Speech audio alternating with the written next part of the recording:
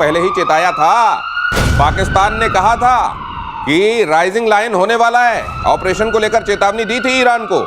Iran ने पाकिस्तान को गंभीरता से नहीं लिया। सोर्सेज बता रहे हैं कि जब ये बताया गया ईरान को, तो ईरान ने पाकिस्तान की इस बात को गंभीरता से नहीं लिया। और पाकिस्तान की दुनिया भर में जिस तरह की क्रेडिबिलिटी है, जाहिर है ईरान ने कुछ गलत नहीं किया, लेकिन इस बार पाकिस्तान झूठ नहीं बोल रहा था।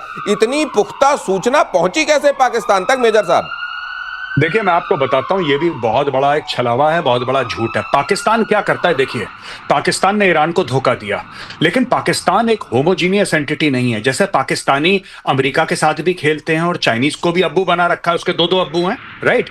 उसी प्रकार से पाकिस्तान के अंदर ऐसे लोग हैं, कुछ कह रहे हैं ईरान के साथ चलना चाहिए। फौज के अंदर there is a division within the Pakistani army. कुछ कहते हैं क्योंकि हम मुसलमान देश हैं, हमें ईरान के साथ चलना चाहिए। कोई कहते हैं कि यार मजहब बात की बात है, पहले डॉलर गिन लो। ये भी है। तो क्या किसी पाकिस्तानी ने वार्न करा होगा ईरान को?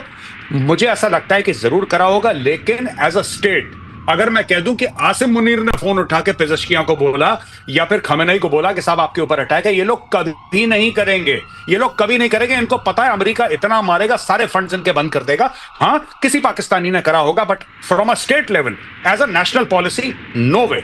मैं मानने को तैयार नहीं हूं कि पाकिस्तान अमेरिका के खिलाफ जाके ईरान को, उनके वो ईरान को बेच देंगे साहब। उनको अच्छा, लेकिन सर अब तो सवाल यह है कि मान लीजिए एक बार फिर से क्रेडिबल इनपुट उन तक पहुंचता है, और जिस तरह अपने एयर स्पेस का इस्तेमाल उन्होंने करने दिया है ईरान के खिलाफ, अब की बार अगर वो कोई सूचना देंगे तो फिर ईरान नहीं मानेगा। अगली खबर देखिए, इजराइल से जंग की नेक्स्ट राउंड की तैयारी में ईरान।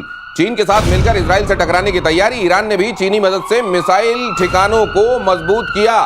ये चीन कितनी मदद दे रहा होगा सर इस बार ईरान को? चीन भरपूर मदद करता है। भरपूर मदद कर रहा है। चीन का क्या है? हाँ। चीन को अपने सामान बेचने हैं, उसके बाद उसको क्या करना है उससे मतलब नहीं है। मदद थोड़ी ना, उससे मतलब नहीं है। तो अब तो मदद वो कर रहा है, खुल के मदद कर रहा है कि भाई खरीदो।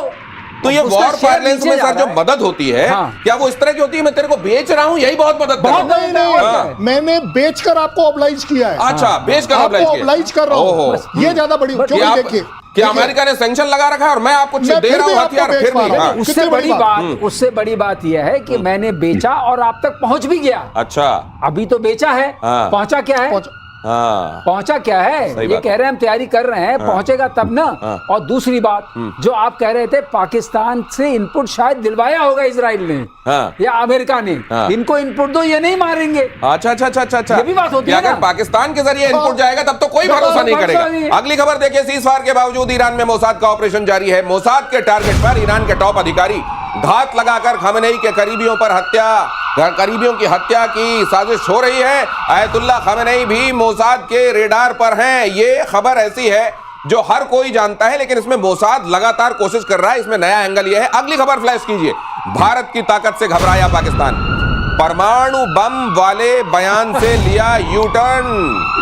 शहबाज ने कहा परमाणु कार्यक्रम शांति बनाए रखने के लिए। अचानक ये जो पिछले 2-3 महीने में शांति के पुजारी हो गए मेजर साहब, ये कितने दिनों तक सद्बुद्धि कायम रहेगी इनकी? देखिए, बात यह है कि सबसे पहले ये लोग ऐसे धमकाते थे हमारे पास न्यूक्लियर है, हमारे पास न्यूक्लियर। 26/11 में भी हमने कोई रिस्पॉन्ड नहीं करा। दूसरी चीज है, जब इन्होंने कारगिल के ऊपर चढ़ दौड़े थे पाकिस्तानी फौज, तब हमने लाइन ऑफ कंट्रोल पार नहीं करा। एयरफोर्स का बहुत बेहतरीन काम था कारगिल में, आर्मी ने तो जो करना वो करा। अब प्रॉब्लम यह है कि आपने पाकिस्तान का ब्लफ कॉल आउट कर दिया ऑपरेशन सिंदूर में। आपने बोला कि होंगे तुम्हारे पास न्यूक्लियर, बेटा हम देख लेंगे, पहले टोकते हैं तुम्हें जो करना है तुम करो। अच्छा, अब ये क्या करते? अब ये चुप हो गए क्योंकि आपने न्यूक्लियर, सबसे बड़ी जीत है ऑपरेशन सिंदूर की, जो मैं समझता हूं, you called Pakistan nuclear bulb.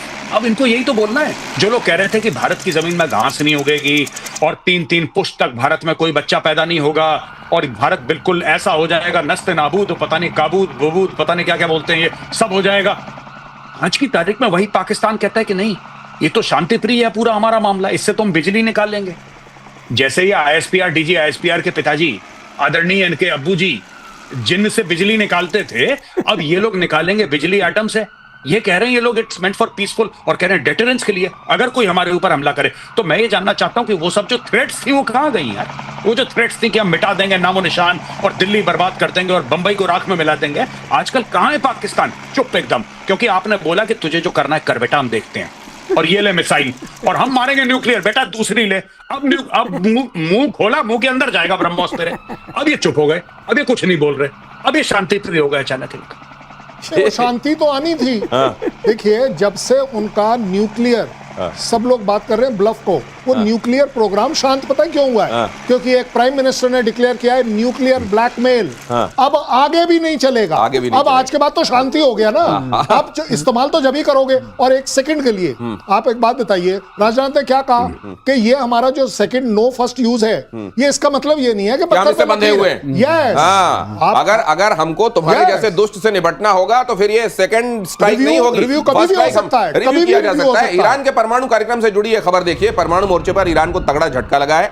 रूस की वजह से नहीं बना पाएगा परमाणु हथियार। यूरेनियम संवर्धन पर रूस ने यू टर्न ले लिया है। न्यूज आउटलेट एक्सियोस ने सूत्रों के हवाले से बताया है कि व्लादिमीर पुतिन ने ईरान को यूरेनियम को लेकर शून्य संवर्धन का संदेश भेज दिया। ये तो बड़ा झटका लगा होगा। बहुत झटका। इसका मतलब पुतिन अपने कार्ड सबसे अच्छे खेल रहे हैं। हाँ, पहले उन्होंने कहा तुम आगे चलो, तुम आगे बढ़ो, हम तुम्हारे साथ हैं। हाँ। वो सूली पे चढ़ गया। हाँ। अब बोलते नहीं बनाओगे तुम इसको, अब नहीं एनरिच नहीं करोगे, क्योंकि मेरे पास हैं। हाँ। जब जरूरत पड़ेगी दूंगा ना। मेरा 5,500 ये तो अभी बीच में भी कहा था उन्होंने कि हम दे सकते हैं। क्यों बना रहे हो? तो डिपेंडेंसी बढ़ा रहे हैं कि ईरान और डिपेंडेंट हो। एक बात और है, अच्छा, ईरान 90% तेल किसको देता है? चाइना को। और चाइना नीचे से बैठा बैठा उंगली किसको करता है? रशिया को। अब सारी चीज को, सारी चेस बोर्ड को ठीक से प्ले करना है ना। तो तुम भी टेंशन में रहो, तुम भी रहो और तुम भी रहो। पुतिन कहता अकेले मैं टेंशन में रहूंगा। अकेले टेंशन में मैं क्यों? अब तुम भी टेंशन पे रहो। खुद पर निर्भरता बढ़ाने के लिए कि मैं दे दूंगा जब जरूरत पड़ेगी, लेकिन तुम मत बनाओ। ये क्या मेजर गौरव आर्य, ये एक बड़ा शिफ्ट है। और अब अपने दोस्ती को लेकर ईरान और गंभीरता से सोच रहा होगा रशिया को लेकर।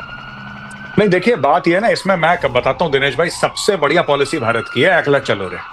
मैं आपको बताता हूं, भारत कहता है कि अपनी कैपेबिलिटी बिल्ड करो, दोस्ती यारी अपनी जगह, जो खाएगा वो बिल देगा। अब देखिए, ये भी ट्रंप वाली पॉलिसी भारत को बहुत अच्छी अप्लाई करती है। जब मिडनाइट हैमर हुआ, जब इनका राइजिंग लाइन हुआ, तो ईरान को यह पता लग गया कि ना रूस तुम्हारे साथ खड़ा है ना चीन तुम्हें माल बेच देगा। अभी lieutenant general Rahul Singh, deputy chief of army staff, का क्या बयान था कि Pakistan was used like a laboratory by China. आपने सुना वो बयान? आपने डिस्कस भी करा था अपनी शो में कि भाई it was used like a laboratory. तो वही चीज तो ईरान के साथ कर रहा है चाइना। दे हथियार पुराने एक्सपोर्ट क्वालिटी वाले इनको दे। तो पिछली बार भी फेल हो गए थे।